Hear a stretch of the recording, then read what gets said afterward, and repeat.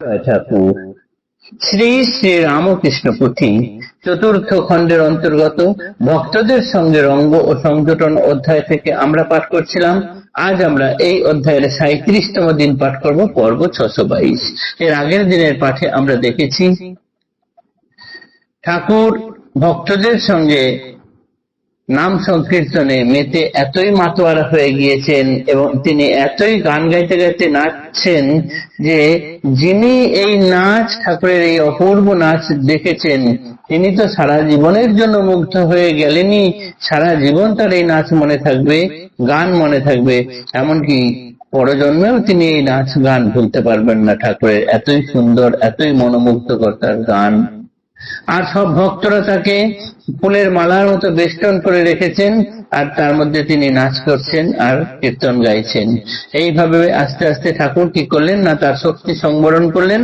ক্রমে ক্রমে সব ধীর স্থির হলো।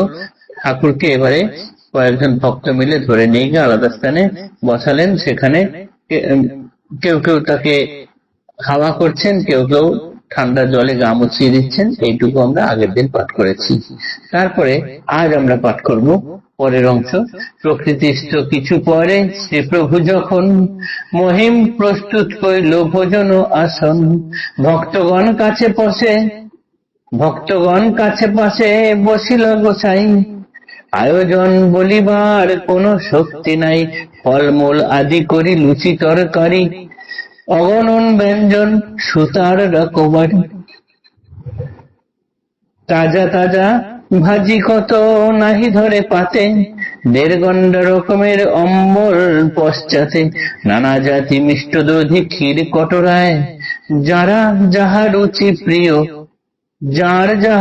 প্রিয় তাই দেন তাই, সৌরভ শীতল জল অতি তৃপ্তকর, কতই মশলা ছাঁচি পানেরও ভিতর, ভাগ্যবান মহিম প্রচুর আয়োজনে, ভগবানে ভিক্ষা দিল ভক্তগণ শনে, ভোজনান্তে প্রভুদেব স্বতন্ত্র ঘরে, উপবিষ্ট পাথরের আসন উপরে, একে একে দর্শকেরা চলিল সবাই, নাকুলায় সকলের বসিবার ঠাঁই, অনেকে দণ্ডায়মান আছেন দুয়ারে, যতনে পাতিয়া আখি প্রভুর উপরে, মোহনত্ব শ্রীপ্রভুর খেলে গোটা গায়ে, ছাড়িয়া তাহারে কেহ যাইতে না চায়, সুন্দর প্রভুর ঠাম মন বিমোহন, রঙ্গরস ভাসে হয় কথোপকথন, দেখিয়া শুনিয়া চক্ষু শ্রবণ মোহিত, পরে প্রভু ধরিলেন মিঠা কণ্ঠে গীত, কোকিল জিনিয়া কণ্ঠ গীত ভক্তি ভরা, গীতের ভিতরে ফোটে ভাবের চেহারা, বাক্যতে প্রসবে ছবি তাহারও কারণ, মহাময় অবিকল প্রভুর বচন। এইবার নাম সংকীর্তন শেষে ঠাকুর যখন থামলেন, তার গায়ে ঠান্ডা হাওয়া বাতাস করার পরে ঠান্ডা জল দিয়ে গা মুছিয়ে দেওয়া হলো। তারপর মহিম ঠাকুর এবং ভক্তদের সকলের খাওয়া দাওয়ার আয়োজন করলেন। সেই খাওয়া দাওয়া এক এলাহি কাণ্ড। তাতে কি নেই?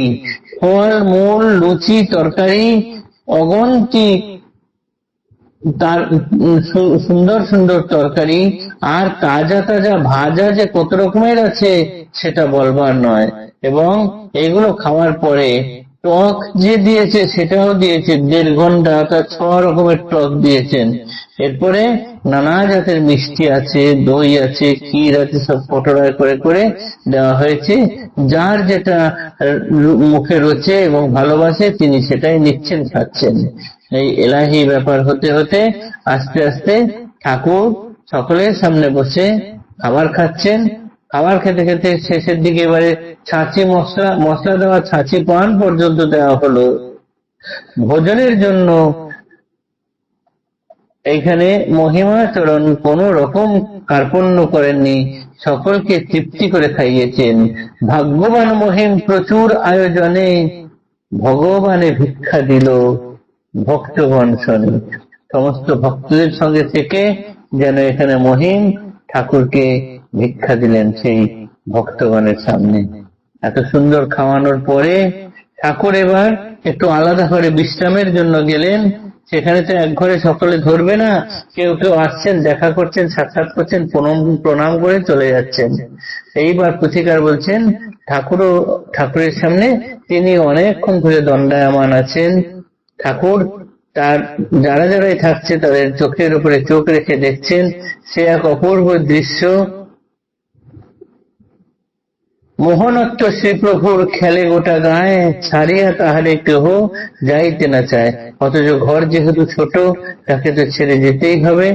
ঠাকুরের সুন্দর মনোবিমোহন যে তার দেহ এবং তার মুখ দিয়ে রঙ্গরস ভাসের যে কথোপকথন, যারা সেখানে ছিলেন সকলেই সেটি উপভোগ করছেন, তাই যেতে চাইছেন না।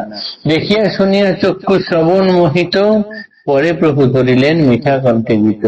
তারপরে এসব দেখে চোখ শান্তিতে যখন বুঝে আসছে, তখন ঠাকুর ধরলেন আলাদা করে একটি সুন্দর গান, যে গান যার সুর কোকিল পর্যন্ত হেরে যাবে, এত সুন্দর গান। এবং ঠাকুরের এই গানের মধ্যে দিয়ে তিনি কি বলতে চাইছেন সেই ভাবের চেহারা ফুটে আসছে। বাক্যেতে প্রসবে ছবি তাহার কারণ, গীতের ভিতরে ফোটে ভাবের চেহারা। বাক্যেতে প্রসবে ছবি তাহার কারণ, মহামন্ত্র অবিকল প্রভুর বচন।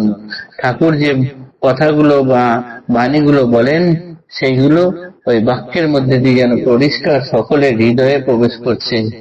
আজ পাঠ এই পর্যন্তই থাকলো। আগামী দিনে এর পরের অংশ পাঠ করব। জয় ঠাকুর, নমস্কার।